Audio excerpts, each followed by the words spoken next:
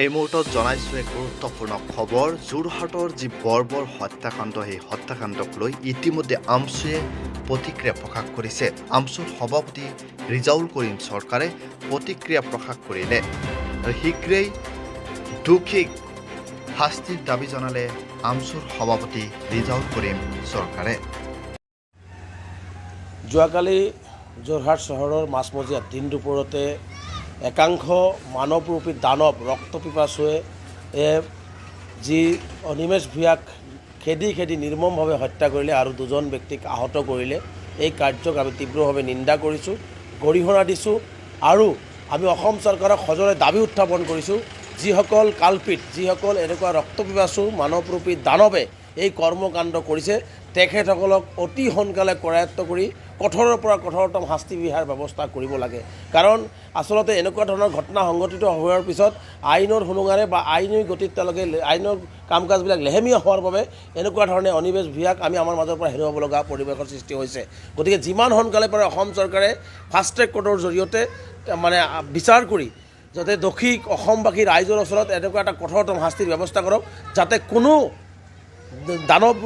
দানৱে এনেকুৱা ধৰণৰ কৰ্মকাণ্ড কৰাৰ সাহস গোটাব নোৱাৰে।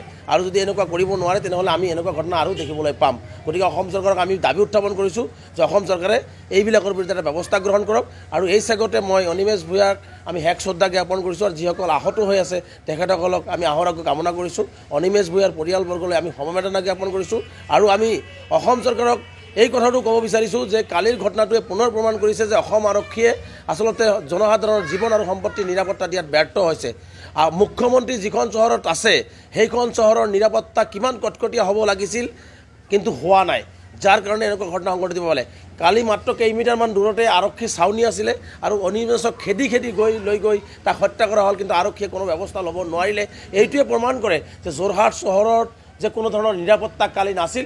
গতিকে এই ক্ষেত্ৰত অসম আৰক্ষীৰ ক'ত ভুল হ'ল, অসম আৰক্ষীয়ে কিয় এনেকুৱা ধৰণৰ নিৰাপত্তাৰ ব্যৱস্থা কালি চহৰৰ মাজত নকৰিলে, তাৰ কাৰণে এটা উচিত তদন্তৰ ব্যৱস্থা হ'ব লাগে। আৰু আৰক্ষীয়ে যিখিনি লেপছ কৰিছে তাৰ বিৰুদ্ধে সেই আৰক্ষীসকলৰ বিৰুদ্ধে এটা কঠোৰতম ব্যৱস্থা অসম চৰকাৰে ল'ব লাগে। भारत के सभी किसानों के हित में वर्षों से इफ्को फसल की पैदावार बढ़ाने हेतु फर्टिलाइजर्स देती रही है। अब फसल सुरक्षा के लिए इफ्को जापान की प्रसिद्ध कंपनी मित्सुबिशी कॉरपोरेशन से मिलकर इफ्को एमसी के नाम से किसानों को सही गुणवत्ता एवं सही दाम में कीटनाशक देने के उद्देश्य से आपके बीच आई है। इफ्को एमसी का इगाव एक नई श्रेणी का कीटनाशक जो प्राकृतिक रूप से पाए जाने वाले एवरमेक्टिन से बनाया जाता है। जब ये खाने के रूप में सुंडियों के पेट में जाता है तो तुरंत असर दिखाता है और सुंडियां पत्ते खाना बंद कर देती हैं। धीरे धीरे उनकी मांसपेशियां सिकुड़ने लगती हैं और सुंडियों को लकवा मार जाता है। इस तरह ये सुंडियां काली पड़कर 2-4 दिन में मर जाती हैं। इगाव हर प्रकार की सुंडियों का सभी अवस्थाओं में नियंत्रण करता है। इफ्को एमसी का पूरे देश में सही दवा सही दाम का सिद्धांत, जिसके अंतर्गत हर उत्पाद बेहतर गुणवत्ता में एक निश्चित दाम में उपलब्ध होता है, जो आपको कहीं नहीं मिलेगा।